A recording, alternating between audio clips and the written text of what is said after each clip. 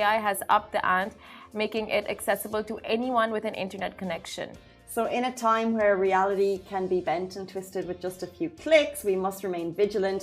Fact-checking is our superhero cape in this digital age, protecting us from the clutches of AI's creative ways. So, the next time you encounter an eye-popping image that makes you do a double take, remember to question, verify, and debunk.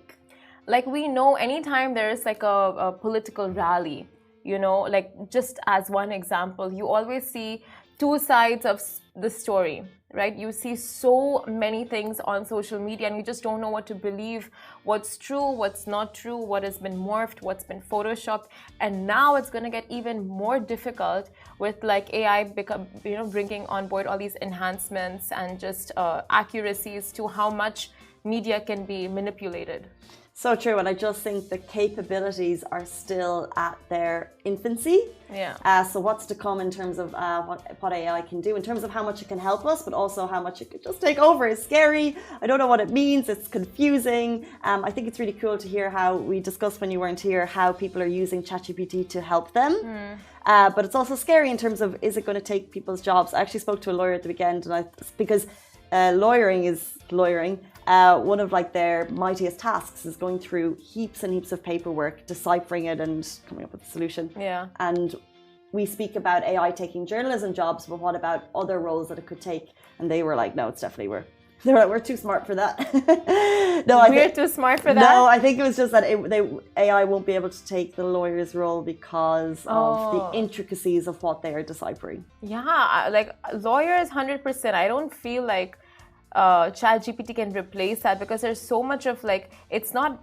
black and white, you know, like issues that you may have are not black or white. There's so many like inner workings and gray areas that only a lawyer, like a person, a human being will be able to understand. But I thought the legwork of the kind of associates I watch too much Suits, the associates who spend so much time going through all of the documents at the beginning to find that one piece of information that's crucial. I thought, you know, all of that kind of could be taken away by ChatGPT because you just feed it in. You say, find me an answer to this. But... Oh yeah, like in terms of like research, it definitely like helps with that and just bringing all those paperworks down and like reducing your research time.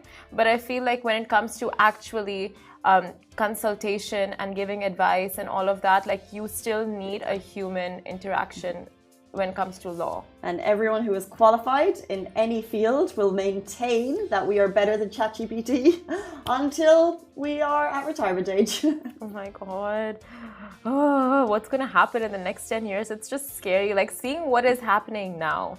Like if I saw that picture, I would, like the one that we were speaking about, if I saw it on the internet without the before and after side by side, I would have just scrolled thinking it is bikers in Dubai without doing a double take. So the number of images that are actually online right now that could be manipulated. But I think always whenever we look at news, media on the internet, we are all taught to kind of look at it with a critical eye. Yeah. So therefore you have the people that you know that you follow, and then you have the news publications that you trust. And then between that, you have to understand anything that you read. We were taught in secondary school, anything that you read may or may not be true, and you have to understand that it could be biased. Yeah. So before, when there's biased journalism, such as like newspapers that lean left or right, you know that's the type of stuff that you're consuming. So now we just have to have a bit more harsher critical eye and say, is that actually, it's a little bit trickier, but we also we will grow to understand AI as it grows too. I think the beginning is a little bit scary because you're like, that's a fake image I'm being presented with, but then you have to look who posted it. Do I trust the people that posted it? But the problem is, if it's biased to one side and you're already consuming information that's biased to one side and you see an image you don't like, that's going to propel you in your views, which is the scary thing. 100%. Very true.